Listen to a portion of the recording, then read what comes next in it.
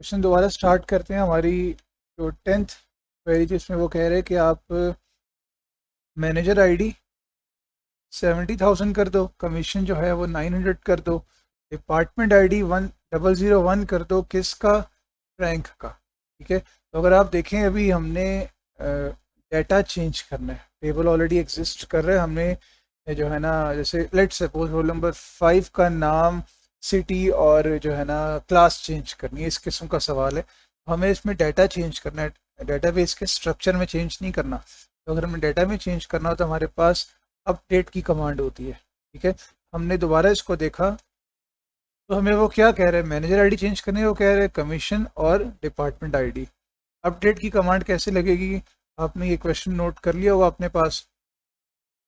चलते हैं, हमारे पास जो है ना ये वही टेबल है, क्वेरी में गए, मैंने पहले कोई क्वेरी लगाई हुई थी, इसको मैं यहाँ से रिमूव करता हूँ। अच्छा, क्या कह रहे जी? वो कह रहे हैं अपडेट करो किसको? टेबल को। टेबल का नाम क्या है? एम्प्लॉय। इसमें टेबल का कीवर्ड नहीं आता। ठीक है, अपडेट और आगे डायरेक्ट टेबल का नाम। वो क्या कह रहे हैं आपसे? वो आपसे कह रहे हैं कि मैनेजर आईडी 70,000 कर दो। ठीक है, यहाँ पर कीवर्ड इस्तेमाल होता है सेट। क्या करना है जी? किसको सेट करना है? मैनेजर आईडी को। इसके बराबर करना है 70,000। एक बार देख लेते हैं तो हम करते हैं। मैनेजर आईडी ही है इसका नाम, मैनेजर आईडी 70,000 करना है। और उसने क्या कहा है? वो कह रहे हैं कि कमीशन जो है वो 9,900 कर दो। ठीक है, कॉमा, कमीशन जो है वो 900 के बराबर कर दो। और इसने क्या कहा है? और इसने कहा है कि डिपार्टमेंट आईडी 1001 कर दो। डिपार्टमेंट आईडी कर दो 1001 के बराबर। अगर मैं इतनी ही क्वेरी चला देता हूँ, ये क्वेरी क्या कह रही है कि सबका आईडी 7 जो है ना 7,000 लिखा है, उसने कहा 70,000, एक जीरो और लगा रहे थे।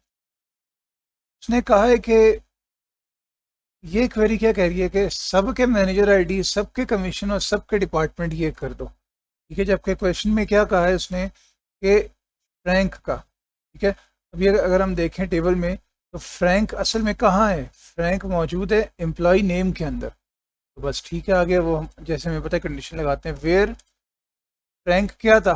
एम्प्लॉय का name, employ name equals to Frank. लेकिन अभी नहीं चलेगी क्योंकि फ्रैंक हमारे पास टेक्स्ट है, तो सिंगल या डबल कोट्स में इसको लिखें। हम कंफर्म कर लेते हैं हमारे एट्रीब्यूट्स का नाम सही है, commission, U double M I double S I O N, यही है। Department dept ID, dept ID जी। और okay, manager, M A N A G, manager. ठीक है, अब हम एक बार देख लेते हैं फ्रैंक।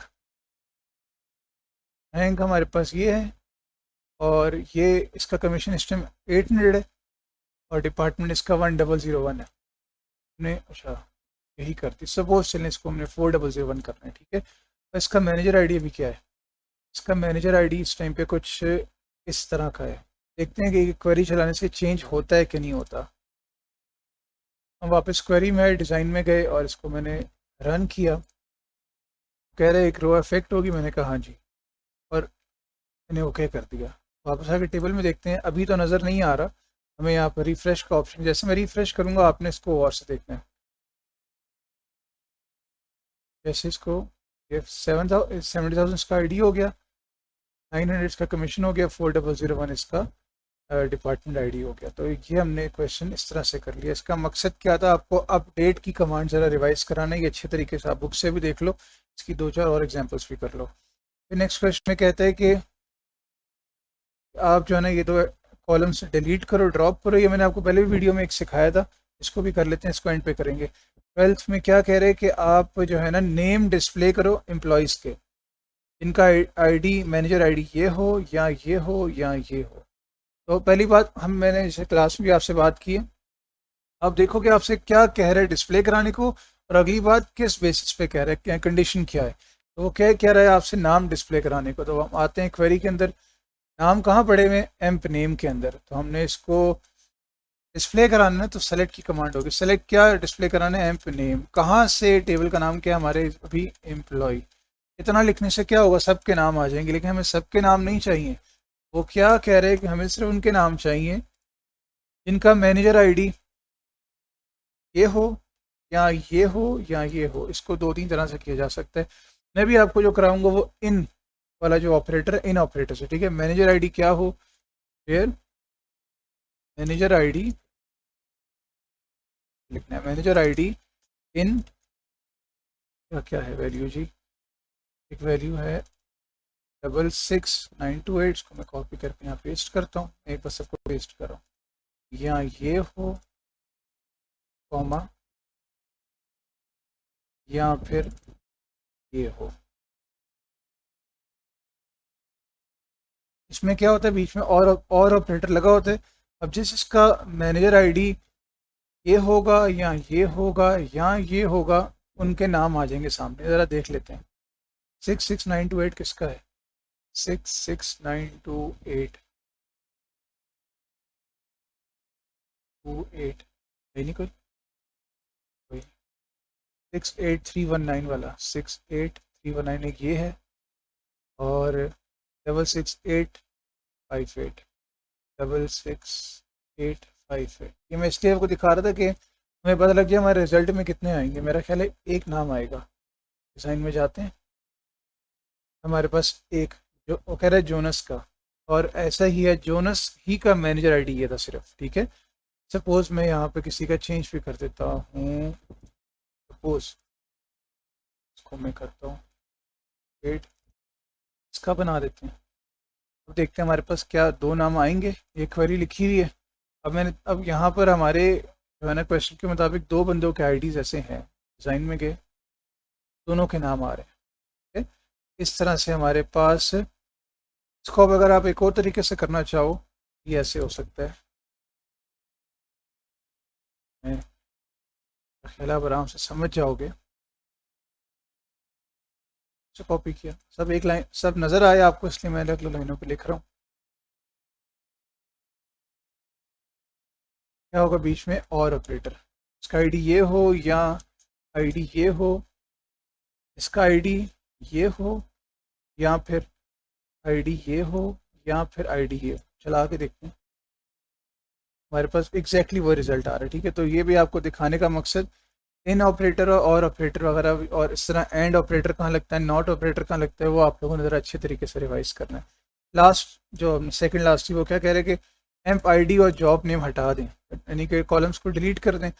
हम दो कॉलम्स को इकट्ठे डिलीट नहीं कर सकते, हमें अलग अलग क्वेरी लगानी पड़ेगी। अगर आप एम्प आईडी डिलीट करना चाहते हो तो ठीक है, आप पहले जॉब नेम हटाते हैं, जॉब नेम हटाते हैं।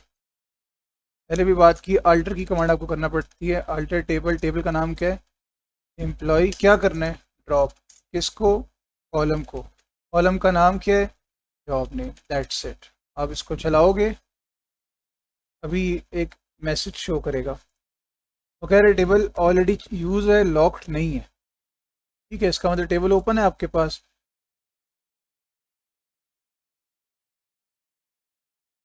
अच्छा, इससे आपको अंदाज़ा हो गया होगा कि अल्टर की कमांड जो है वो डाटा डेफिनेशन लैंग्वेज वाली है, और डीडीएल की जो कमांड्स होती हैं वो चलाने से पहले आपको टेबल को लॉक करना पड़ता है। आपने नोट किया होगा सेलेक्ट की कमांड चल जाती है, आपने नोट किया हो अपडेट की कमांड चल गई थी, ठीक है, क्योंकि वो डाटा डेफिनेशन की नहीं है, वो डाटा मैनिपुलेशन लैंग्वेज वाली है।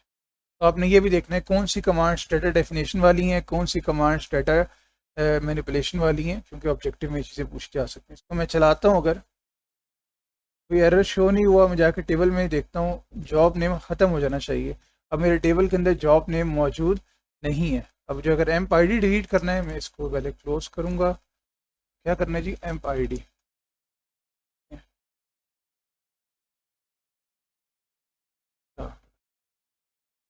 क्योंकि हमने इसको फिलहाल प्राइमरी की बनाया हुआ है। अगर मैं इसको वापस जाता हूँ और इसको सपोज मैं इस टेबल के व्यू में जाके इसको डिज़ाइन व्यू में जाता हूँ और इसकी प्राइमरी की मैं ख़त्म कर देता हूँ, और मैं कंट्रोल एस करता हूँ, सेव हो गया। वापस गया डाटा शीट व्यू पे, क्वेरी में गया,